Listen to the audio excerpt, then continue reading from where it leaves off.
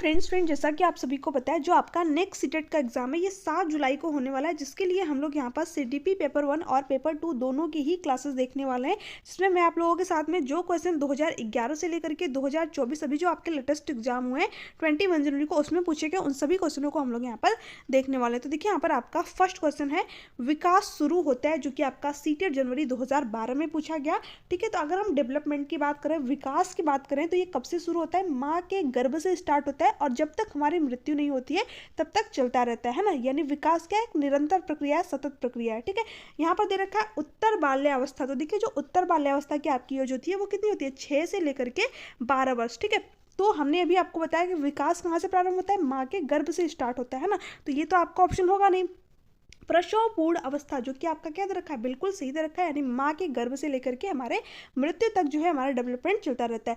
शैशवावस्था, तो शैशवावस्था की अवधि कितनी होती है फ्रेंड्स? जन्म से लेकर के 2 वर्ष। ठीक है, और हमारा विकास जन्म से नहीं स्टार्ट होता है, हमारा विकास गर्भ से ही स्टार्ट हो जाता है ना। तो ये भी आपका गलत दे रखा है। पूर्व बाल्यावस्था, जिसकी अवधि कितनी होती है? 2 से लेकर के 6 वर्ष, जो कि भाषाई विकास के लिए, जो हमारा लैंग्वेज डेवलपमेंट होता है उसके लिए सबसे संवेदनशील पीरियड माना जाता है। ठीक है, संवेदिक काल माना जाता है। तो यहाँ पर ये भी ऑप्शन आपका नहीं होगा, बट यहाँ से जो है आपके क्वेश्चन बनते हैं कि भाषा विकास के लिए जो है सबसे संवेदनशील काल कौन सा होता है? तो पूर्व बाल्यावस्था। ठीक है, जो आपका अर्ली चाइल्डहुड होता है वो भाषा विकास के लिए सबसे संवेदनशील पीरियड होता है ना।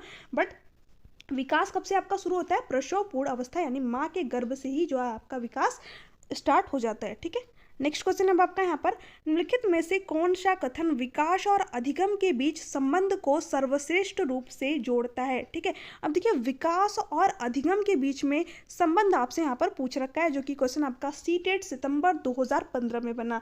विकास अधिगम से स्वतंत्र है, तो देखिए जो हमारा डेवलपमेंट होता है वो हमारे लर्निंग से स्वतंत्र नहीं होता है, उससे इंटर रिलेटेड होता है, अंतर संबंधित होता है ना। तो यहाँ पर ये वाला ऑप्शन आपका गलत हो जाएगा। नेक्स्ट आपका दे रखा है, अधिगम विकास के पीछे रहता है। तो देखिए ये भी आपकी बात गलत है। ठीक है, ये एक दूसरे से संबंधित रहता है। ठीक है, आगे पीछे नहीं, तो ये आपका गलत हो जाएगा। अधिगम और विकास समानार्थक परिभाषिक शब्द हैं। तो देखिए ऐसा नहीं कि जो हमारा डेवलपमेंट है वो लर्निंग का परिभाषिक शब्द है ना, ऐसा नहीं है। ये क्या होते हैं? एक दूसरे से संबंधित होते हैं, इंटर रिलेटेड होते हैं। तो ये भी बात आपकी यहाँ पर गलत दे रखी है। अधिगम और विकास एक जटिल तरीके से अंतर संबंधित होते हैं ना। तो मैंने अभी आप लोगों को बताया कि जो हमारा डेवलपमेंट होता है और जो लर्निंग होती है ये क्या होती है? अंतर संबंधित होते हैं, इंटर रिलेटेड होते हैं, जटिल तरीके से, है ना। तो यहाँ पर आपका फोर्थ वाला ऑप्शन जो है राइट आंसर हो जाएगा। नेक्स्ट आपका क्वेश्चन बना सीटेट फरवरी 2016 में। इसमें क्या पूछा गया? विकास के बारे में निम्नलिखित में से कौन सा कथन सही है? तो देखिए यहाँ पर क्या दे रखा है, विकास भिन्न व्यक्तियों में भिन्न गति से होता है। तो फर्स्ट ही ऑप्शन आपको यहाँ पर सही दे रखा है। जो हमारा डेवलपमेंट होता है वो क्या होता है? प्रत्येक व्यक्ति में अलग अलग तरीके से होता है। क्योंकि देखिए जो इसका मतलब सीधे तौर पर क्या हो गया, जो विकास की रेट होती है, ठीक है, जो दर होती है वो क्या होती है? प्रत्येक व्यक्ति में अलग अलग होती है। जैसे कि कोई बच्चा है, हो सकता है कि एक बच्चा जो है आपका 2 साल में चलना सीखे और दूसरा बच्चा जो है 1.5 साल में ही चलना सीख जाए। ठीक है, तो जो विकास की दर है वो क्या होती है? प्रत्येक व्यक्ति में अलग अलग होती है। क्योंकि प्रत्येक व्यक्ति में क्या होती है? इंडिविजुअल डिफरेंसेस, व्यक्तिगत विभिन्नताएं पाई जाती है। तो यहाँ पर आपका फर्स्ट ऑप्शन ही जो है सही दे रखा है। सेकेंड आपका दे रखा था, विकास जन्म से किशोरावस्था तक बहुत तीव्र गति से होता है और उसके बाद रुक जाता है। तो पहले अगर बात करें तो विकास जन्म से स्टार्ट ही नहीं होता है, विकास तो हमारे गर्भावस्था से लेकर के मृत्यु तक चलता है। तो ये ऑप्शन तो पहले ही आपका कट जाएगा। विकास जन्म से किशोरावस्था तक नहीं, विकास क्या होता है? गर्भ से स्टार्ट होता है। तो ये भी आपका कट जाएगा। विकासात्मक परिवर्तन एक सीधी रेखा में आगे जाते हैं। तो देखिए ऐसा नहीं कि हमारा विकास एक सीधी रेखा में आगे जाता है, नहीं, स्पायरल वे में चलता है। ठीक है, कभी आपका जो है कभी जो है आपको इन्वायरमेंट अच्छा मिल गया, ठीक है, जो आपकी हेरिडिटी है वो अच्छी मिल गई, तो क्या हो सकता है? आपका डेवलपमेंट अच्छा हो सकता है। अगर हो सकता है कि आपको इन्वायरमेंट अच्छा ना मिले, डेवलपमेंट अच्छा तरीके से, सॉरी, आपका जो है हेरिडिटी आपको अच्छी ना मिले, तो ये क्या होता है? आपका जो डेवलपमेंट है वो अच्छा नहीं भी हो सकता है ना। तो इसलिए जो डेवलपमेंट होता है वो क्या होता है? स्पायरल वे में चलता है, ऐसा नहीं कि लीनियर में चलता है। तो ये आपका गलत दे रखा है, तो इसलिए आपका यहाँ पर गलत हो जाएगा। ठीक है, नेक्स्ट क्वेश्चन आपका बना सीटेट सितंबर 2016 में। अब देखिए इसमें क्या दे रखा है आपका, विकास के सिद्धांतों के बारे में लिखित में से कौन सा कथन गलत है ना।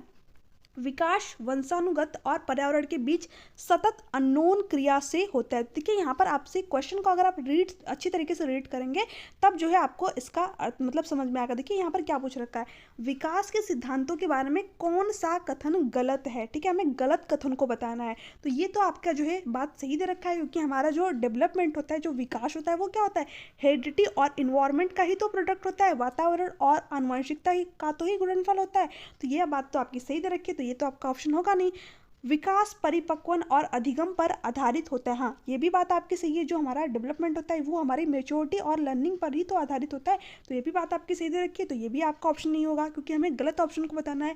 प्रत्येक बच्चा विकास के चरणों से गुजरता है, फिर भी बच्चों में व्यक्तिगत विभिन्नताएं बहुत होती हैं। ठीक है, तो देखिए जो प्रत्येक बच्चा है वो क्या है, विकास की चरण से गुजरता है। ऐसा थोड़ी कि जो बच्चा है वो शैशवावस्था में आएगा ही नहीं, डायरेक्ट जो है आपका किशोरावस्था पे जब पहुंच जाएगा, नहीं। विकास क्या होता है, सीक्वेंस में चलता है, एक ऑर्डर में चलता है। ठीक है, प्रत्येक बच्चा जो है उस चरण से गुजरेगा। जैसे जो शैशवावस्था की आपकी एज दी गई है जन्म से 2 वर्ष, तो हर बच्चा जो है जन्म से 2 वर्ष शैशवावस्था में आएगा। ठीक है, उसके बाद में आपका पूर्व बाल्यावस्था हो गया, उत्तर बाल्यावस्था हो गया। तो ये जो चरण होते हैं इनसे होकर के ही एक बच्चा गुजरेगा। बट हो सकता है कि जो विकास की रेट है, जो विकास की दर है, वो प्रत्येक बच्चे में क्या होगी, अलग अलग आपकी होगी। कोई बच्चा हो सकता है कि आपका 2 साल में बोलना सीखे, कोई 1 ही साल में बोलना सीख जाए। ठीक है, तो ये रेट जो होती है वो अलग अलग होती है, बट प्रत्येक बच्चा जो विकास के चरण होते हैं उनसे होकर के ही गुजरता है ना। तो ये भी बात आपकी सही दे रखी है। विकास एक परिणात्मक प्रक्रिया है जिसका ठीक ठीक मापन हो सकता है। यही बात जो है आपकी यहाँ पर गलत दे रखी है। विकास क्या होता है, परिणात्मक भी होता है और गुणात्मक भी होता है। ठीक है, क्योंकि जो हमारा डेवलपमेंट होता है ये होलिस्टिक डेवलपमेंट से रिलेटेड होता है, सर्वांगीण विकास से रिलेटेड होता है ना। और इसे देखिए ठीक तरीके से आप माप नहीं सकते, आपका कितना विकास हुआ है ये थोड़ी आप बता सकते हैं। ठीक है, आपकी जो ग्रोथ होती है इसको आप यहाँ पर माप सकते हैं कि आपका जो हाइट है वो कितनी बढ़ी है। ठीक है, आपके भार कितना बढ़ा, तो ये सारी चीज़ें आप मेज़र कर सकते हो कि ये आपकी ग्रोथ होती है। बट डेवलपमेंट को हम मेज़र नहीं कर सकते कि हमारा जो है माइंड का विकास कितना हुआ, ये सारी चीज़ें आप मेज़र नहीं कर सकते हैं। तो ये आपका यहाँ पर गलत हो जाएगा, क्योंकि यही हमसे गलत ऑप्शन ही पूछा था। तो ये वाला ऑप्शन आपका यहाँ पर राइट आंसर हो जाएगा। बाकी की सारी चीज़ें आपकी यहाँ पर सही दे रखी हैं। आई होप कि आप लोगों को यहाँ पर समझ में आ गया होगा। नेक्स्ट अब आपका यहाँ पर निम्नलिखित कथनों में से कौन सा विकास एवं अधिगम के बीच संबंध को सही प्रकार से सूचित करता है, जो कि आपका क्वेश्चन सीटेट जुलाई 2019 में बना। ठीक है, विकास एवं अधिगम अंतर संबंधित और अंतर निर्भर होते हैं। देखिए हमें क्या पूछा है, सही प्रकार से सूचित करता है, तो ये आपका जो है सही दे रखा है। विकास और अधिगम क्या होते हैं, एक दूसरे से इंटर रिलेटेड होते हैं और अंतर निर्भर भी होते हैं, है ना। तो ये आपका सही दे रखा है। विकास एवं अधिगम संबंधित नहीं है, तो नहीं, ऐसा नहीं है, क्योंकि ये दोनों क्या होते हैं, एक दूसरे से इंटर रिलेटेड होते हैं। तो ये आपका गलत दे रखा है। अधिगम विकास का ध्यान बिना किए बिना घटित होता है, ये भी आपका गलत दे रखा है। अधिगम की दर विकास की दर से काफ़ी अधिक होती है। तो देखिए ये एक दूसरे से संबंधित होती है। ऐसा नहीं है कि मैंने आप लोगों को अभी बताया कि जो ऐसा नहीं है कि ये जो है अधिगम आपका अधिक होगा, विकास अधिक होगा, नहीं, इससे इसका लेना देना ही नहीं है। विकास क्या होता है, अधिगम से इंटर रिलेटेड होता है, अंतर संबंधित होता है। तो ये भी बात आपकी यहाँ पर गलत दे रखी है। नेक्स्ट अब आपका यहाँ पर निम्नलिखित में से कौन सी मध्य बाल्यावस्था की विशेषता है। मध्य बाल्यावस्था की विशेषता है जो कि आपका सीटेट दिसंबर 2019 में बना। अधिगम मुख्य रूप से संवेदी एवं चालक गतिविधियों द्वारा घटित होता है। तो देखिए जो अधिगम होता है ना, ये संवेदी और चालक गतिविधियों द्वारा किस एज में घटित होता है, जब बच्चा 0 से लेकर के 2 साल का होता है, यानी शैशवावस्था में होता है। तब जो है जो अधिगम होता है वो क्या करता है, अपने सेंसेस के थ्रू जो है चीज़ों को सीखता है। तो ये तो आपका यहाँ पर होगा नहीं, क्योंकि जो मध्य बाल्यावस्था की एज होती है ये कितनी होती है फ्रेंड, 6 से लेकर के 12 वर्ष। ठीक है, तो ये वाला ऑप्शन आपका यहाँ पर होगा नहीं। नेक्स्ट आपका दे रखा है शारीरिक वृद्धि एवं विकास बहुत तेजी से होता है। तो ये किसमें होता है फ्रेंड्स, शैशवावस्था में जो शारीरिक वृद्धि एवं विकास है इसकी गति बहुत तेज होती है। तो ये भी आपका यहाँ पर नहीं होगा। अमूर्त रूप से सोचने तथा वैज्ञानिक तर्क का प्रयोग करने की योग्यता विकसित होती है। तो देखिए जो एब्स्ट्रैक्ट थिंकिंग है, अमूर्त सोच है, वो बच्चा किस एज में करता है, 12 साल के बाद। ठीक है, तो ये तो ऑप्शन आपका यहाँ पर होगा नहीं, क्योंकि इसमें जो एज होती है आपकी वो कितनी होती है, 6 से लेकर के 12 वर्ष। और 12 साल के बाद जो है बच्चा यहाँ पर अमूर्त एब्स्ट्रैक्ट थिंकिंग करना स्टार्ट करता है, तो ये भी आपका यहाँ पर नहीं होगा। बच्चे तार्किक एवं मूर्त रूप से सोचना प्रारंभ करते हैं। मूर्त रूप से सोचना का मतलब क्या हो गया, जो चीज़ें उनके सामने रहती है उसके बारे में वो सोच पाते हैं, है ना। अमूर्त का मतलब जो चीज़ें उनके सामने नहीं होती, काल्पनिक चीज़ें, है ना। तो देखिए बच्चा क्या करता है, जो 6 से 12 वर्ष की एज होती है, इसमें अगर आप देखेंगे तो बच्चा जो है तार्किक लॉजिक करना स्टार्ट कर देता है और जो मूर्त रूप से जो चीज़ें उसके सामने रहती है उसके बारे में सोचना स्टार्ट कर देता है। तो ये आपका यहाँ पर फोर्थ ऑप्शन राइट होगा ना। नेक्स्ट स्टेप आपका यहाँ पर बाल्यावस्था की अवधि में विकास। ठीक है, अब आपको यहाँ पर बताना है बाल्यावस्था की अवधि में विकास, जो कि क्वेश्चन आपका बना सीटेट जनवरी 2021 में केवल परिणात्मक परिवर्तन होते हैं। तो देखिए सबसे पहली बात तो जो हमारा डेवलपमेंट होता है उसमें परिणात्मक और गुणात्मक दोनों ही परिवर्तन होते हैं, तो केवल यहाँ पर दे रखा है तो ये ऑप्शन तो आपका पहले ही कट जाएगा। इसमें गुणात्मक भी परिवर्तन होते हैं तो ये आपका केवल वैसे भी आपका निगेटिव वर्ड होता है। ठीक है, तो फर्स्ट ऑप्शन तो आपका यहीं से गलत हो गया। अनियमित और असंबद्ध होता है, तो देखिए मैंने आप लोगों को बताया कि जो हमारा डेवलपमेंट होता है ये क्या होता है, एक ऑर्डर में चलता है, एक सीक्वेंस में चलता है ना। जो ऐसा ऐसा थोड़ी है कि जो बच्चा है वो डायरेक्ट किशोरावस्था में पहुंच जाए, नहीं, पहले शिशुअवस्था में आएगा, फिर आपके बाल्यावस्था हो गया, फिर किशोरावस्था, है ना। तो ये जो है आपने यहाँ पर गलत दे रखा है, धीमी गति से होता है और उसे मापा नहीं जा सकता, है ना। देखिए जो बाल्यावस्था में विकास होता है ये धीमी गति से नहीं होता है, तीव्र होता है ना। तो ये आपका यहाँ पर गलत दे रखा है, ये भी आपका कट जाएगा। बहुस्त्री और मिश्रित होता है ना। तो ये आपका जो है बिल्कुल सही दे रखा है, तो फोर्थ वाला ऑप्शन जो है राइट आंसर हो जाएगा। जो बाल्यावस्था में विकास की अवधि होती है वो बहुस्त्री और मिश्रित होती है। ठीक है, नेक्स्ट आपका क्वेश्चन यहाँ पर बना सीटेट जनवरी 2021 में निम्नलिखित में से मध्य बाल्यावस्था की अवधि का मुख्य प्रमाण चिन्ह कौन सा है। ठीक है, देखिए एक ही क्वेश्चन को जो है घुमा घुमा कर आपके कई तरीके से पूछ रखा है। पेशीय कौशल और समग्र शारीरिक विकास का तेजी से विकास, शारीरिक वृद्धि का तेजी से विकास, वैज्ञानिक तर्क और अमूर्त रूप से सोचने की क्षमता। तो मैंने आप लोगों को बताया अमूर्त सोच कब आती है, 12 साल के बाद होती है, और ये मध्य बाल्यावस्था की बात कर रहे हैं तो 6 से लेकर के 12 वर्ष ही उसकी एज होती है। तो ये तो ऑप्शन आपका यहाँ पर होगा नहीं। प्रतीकात्मक खेल उभरना, नहीं, इसमें बच्चा जो है प्रतीकों के थ्रू सिंबॉलिक थॉट की एज आपकी कौन सी होती है, जो आपका पूर्व बाल्यावस्था होता है ना। तो ये भी आपका ऑप्शन यहाँ पर नहीं होता। पेशीय कौशल और समग्र शारीरिक वृद्धि का तेजी से विकास, ये देखिए आपका मध्य बाल्यावस्था में नहीं होता, ये आपका पूर्व बाल्यावस्था में होता है ना। तो ये भी आपका गलत हो जाएगा। इसमें ऑप्शन कौन सा बचता है आपका, एक ही, तर्क संकट। इसमें बच्चा क्या करता है, लॉजिक करने लगता है। तर्क संकट विचारों का विकास जो कि प्राकृतिक रूप में मूर्त है, ये आपका क्या है, बिल्कुल सही ऑप्शन दे रखा है। तो अगर आपके कॉन्सेप्ट क्लियर है तो आप अपने ऑप्शन तक खुद ही पहुंच जाएंगे, है ना। तो यहाँ पर आपका फोर्थ ऑप्शन राइट है। नेक्स्ट है अधिगम एक जटिल प्रक्रिया है, जो कि आपका सीटेट जनवरी 2021 में पूछा गया। अभी तो मैंने आप लोगों का आंसर ही बता दिया। ठीक है, अधिगम एक क्या है, जटिल प्रक्रिया है। ठीक है, अधिगम क्या है, जटिल और सक्रिय प्रक्रिया है। तो यहाँ पर आपका थर्ड वाला ऑप्शन जो है राइट आंसर हो जाएगा। ठीक है, नेक्स्ट है आपका यहाँ पर विकास की उस अवधि को क्या कहते हैं जो आत्मसात मानकों पर प्रश्न उठाया जाता है और अक्सर परिवार की तुलना में साथियों की राय बहुत महत्वपूर्ण हो जाती है, जो कि क्वेश्चन आपका कब बना, सीटेट दिसंबर 2021 में। ठीक है, देखिए अगर आपने जो है आपके थोड़े भी कॉन्सेप्ट क्लियर होंगे तो आप एक लाइन से ही इस क्वेश्चन का जो है आंसर बता देंगे, जिसमें क्या दे रखा है, अक्सर परिवार की तुलना में साथियों की राय जो है बहुत ही महत्वपूर्ण होती है। तो ये किस एज में होती है, किशोरावस्था में, एडोलेसेंस में, जिसे स्टर्नली हॉल ने संघर्ष और तूफान की अवस्था भी कह रखा है आपका। तो बाकी के ऑप्शन में देखने की जरूरत ही नहीं है। ठीक है, ये वाला ऑप्शन आपका यहाँ पर राइट आंसर हो जाएगा। बाकी इन तीनों के बारे में मैंने आप लोगों को बता दिया, इसकी एज क्या होती है, जिसमें आपका जो है भाषाई विकास के लिए सबसे संवेदनशील पीरियड कौन सा होता है, ये सारी चीज़ें मैंने आप लोगों को यहाँ पर बता रखी है। नेक्स्ट स्टेप आपका यहाँ पर क्वेश्चन नंबर जो है, जो कि आपका क्वेश्चन बना सीटेट दिसंबर 2021 में, विकास की कौन सी अवस्था में निम्न लक्षण समाहित हैं, स्वतंत्रता की स्थापना, अस्तिमता का विकास और अमूर्त चिंतन। तो अमूर्त चिंतन की बात हो गई और स्वतंत्रता की स्थापना की बात होगी। तो फिर से आपका क्या हो गया, एडोलेसेंस, किशोरावस्था, क्योंकि ये 12 से लेकर के आपका 18 वर्ष होता है और 12 साल के बाद ही जो है आपकी एब्स्ट्रैक्ट थिंकिंग विकसित होती है ना। तो ये भी आपका क्या होगा, किशोरावस्था। ठीक है, बहुत ही सिंपल सा क्वेश्चन। तो यहाँ पर आपका सेकेंड वाला ऑप्शन जो है राइट आंसर हो जाएगा। नेक्स्ट क्वेश्चन है जो कि सीटेट का बहुत ही फेवरेट वाला क्वेश्चन आ गया। ठीक है, ये क्वेश्चन तो मतलब अब तो बहुत ही ज़्यादा पूछे जा रहे हैं। तो अब देखिए यहाँ पर क्या है, अभिकथन दे रखा है आपको, जशन किशोरों को कक्षा में चर्चा और बहस के लिए ढेर सारे मौके प्रदान करने चाहिए।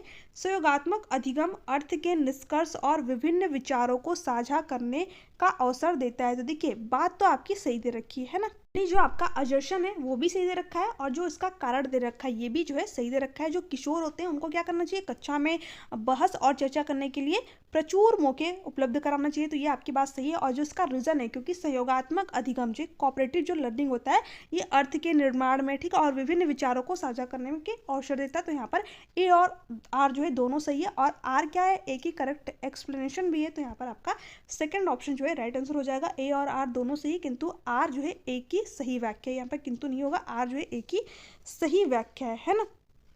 नेक्स्ट है आपका जो क्वेश्चन आपका सीटेट जनवरी 2022 में बना, ठीक है, जो ये वाला क्वेश्चन था ना फ्रेंड्स, ये आपका सीटेट जनवरी 2023 में शायद बना है ना, 2023 में आपका बना है। इसको मैंने यहाँ पर ध्यान नहीं दिया, ठीक है। देखिए यहाँ पर क्या है, आपका क्वेश्चन आपका यहाँ पर रह गया था, जो कि सीटेट जनवरी 2011 में आपका बना। बच्चों के उचित विकास को सुनिश्चित करने के लिए उसका स्वस्थ शारीरिक विकास एक महत्वपूर्ण आवश्यकता है। यह कथन गलत हो सकता है क्योंकि विकास नितांत व्यक्तिगत मामला है। तो देखिए ये आपका गलत दे रखा है, ठीक है। सही है, क्योंकि विकास क्रम में शारीरिक विकास पहले स्थान पर आता है। नहीं, जो हमारे विकास के पक्ष होते हैं ये क्या होते हैं, अंतः संबंधित होते हैं, इंटर रिलेटेड होते हैं, ठीक है। तो इसमें पहले आने की तो कोई बात ही नहीं हुई, तो ये आपका गलत दे रखा है। सही है, क्योंकि शारीरिक विकास विकास के अन्य पक्षों के साथ अंतः संबंधित है। हाँ, ये बात जो है आपका यहाँ पर सही दे रखा है। जो हमारा शारीरिक विकास होता है ये विकास के अन्य पक्षों के साथ में जो है इंटर रिलेटेड होता है। बेसिकली आपके विकास के कितने पक्ष होते हैं, 4, ठीक है। PCSC से आप याद रख सकते हो, जिसमें कि आपका जो सोशियो इमोशनल होता है ये एक ही में काउंट होता है। Physical development, cognitive development, socio development और इमोशनल डेवलपमेंट, ठीक है। अब देखिए जो आपका फिजिकल हो गया, कॉग्निटिव हो गया, सोशियो इमोशनल आपका हो गया यहाँ पर, तो अगर जो बच्चा है उसका शारीरिक विकास अच्छी तरीके से नहीं होगा तो उसका कॉग्निटिव डेवलपमेंट भी यानी संज्ञानात्मक विकास भी अच्छी तरीके से नहीं हो पाएगा। और अगर उसका कॉग्निटिव डेवलपमेंट जो है अच्छी तरीके से नहीं हुआ तो जो सोशियो इमोशनल उसका जो आप सामाजिक और संवेगात्मक विकास है वो भी अच्छी तरीके से डेवलप नहीं हो पाएगा। तो यानी ये चारों जो पक्ष है ये क्या है, एक दूसरे से अंतः संबंधित है, इंटर रिलेटेड है। तो इसलिए आपका यहाँ पर थर्ड वाला ऑप्शन जो है राइट आंसर हो जाएगा, क्योंकि शारीरिक विकास विकास के अन्य पक्षों के साथ में अंतः संबंधित है ना। आपका फोर्थ ऑप्शन दे रखा था, गलत है, क्योंकि शारीरिक विकास विकास के अन्य पक्षों को किसी भी प्रकार से प्रभावित नहीं करता है। तो भी मैंने आप लोगों को बताया कि एक पक्ष जो विकास का है वो अन्य सभी पक्षों को प्रभावित करता है, ठीक है। तो ये आपका यहाँ पर गलत हो जाएगा, है ना। तो ये सारे क्वेश्चन थे आपके जो कि जो आपका डेवलपमेंट है उससे रिलेटेड यहाँ पर पूछे गए। बाकी मैं आप लोगों को चैप्टर वाइज जो है यहाँ पर क्वेश्चन करा रही हूँ, तो इसमें जो भी आपके क्वेश्चन रहेंगे मैं आप लोगों को पूरा जो है यहाँ पर कंप्लीटली कराऊंगी, जो कि आपके 2011 से लेकर के 2024 तक आपके यहाँ पर पूछे गए हैं ना। तो आप जो है इस सीरीज़ को जरूर फॉलो कीजिएगा, आपके लिए इंपॉर्टेंट होने वाली है। इसके अलावा अगर आपके कोई भी डाउट हो, कोई भी क्यूरीज हो तो आप नीचे कमेंट सेक्शन में कमेंट करके पूछ सकते हैं। देखिए जो आपकी क्लासेस है ये EVS की भी मैंने स्टार्ट कर दी है, जिसमें कि जो 3rd to 5th की NCERT इसको मैं पूरा अच्छी तरीके से कवर अप करा रही हूँ फ्रेंड्स। तो उस क्लास को जरूर देखिएगा। जो भी अभ्यर्थी जो है यहाँ पर पेपर 1 का एग्जाम देने जाएंगे आप सभी के लिए वो क्लास इंपॉर्टेंट होने वाली है, क्योंकि उसमें मैं 3rd to 5th की जो NCERT है उसको पूरा बेसिक से अच्छी तरीके से कवर अप कराने वाली हूँ, और उसके साथ जो आपका प्रीवियस ईयर क्वेश्चन पर है उसको भी मैं यहाँ पर कराऊंगी। तो जो आपका जो कि 15 नंबर के कंटेंट के क्वेश्चन होते हैं और 15 नंबर आपका पेडागोजी का रहता है, इन दोनों को मैं आपको यहाँ पर कवर कराऊंगी। अगर आप उस सीरीज़ को फॉलो करते हैं जो आपकी NCERT के, अगर सिर्फ और सिर्फ आप उस सीरीज़ को फॉलो कर लेते हैं तो यहाँ पर आपके 10 से 12 नंबर आपको वही उसी सीरीज़ से जो है देखने को मिल जाएगा। आपको यकीन ना हो तो आप उस सीरीज़ को देखिए और प्रीवियस ईयर क्वेश्चन पर लगाइए, आपको खुद पता चल जाएगा किस तरीके के क्वेश्चन आपके एग्जाम में उन सीरीज़ से बने हुए हैं ना। तो आपके लिए वो सीरीज़ इंपॉर्टेंट है। जो भी अभ्यर्थी पेपर 1 की एग्जाम देने वाले हैं वो जो है उस सीरीज़ को जरूर फॉलो करें।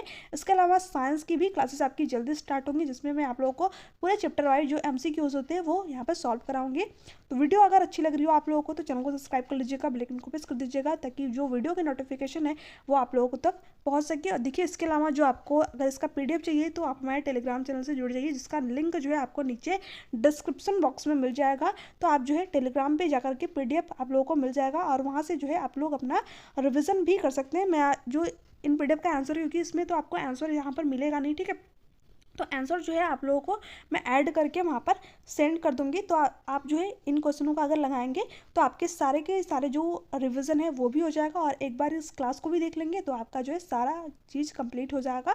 तो जो भी अभ्यर्थी बुक वगैरह नहीं ले पा रहे तो उनको जो है मैं प्रैक्टिस सेट पूरा वहाँ पर भेज दूँगी, और जो NCERT के कंटेंट है वो भी मैं आप लोगों को वहाँ पर प्रोवाइड करा दूँगी बिल्कुल फ्री में। ऐसा नहीं कि कोई पेड वगैरह है, ठीक है, बिल्कुल फ्री है आप लोगों के लिए।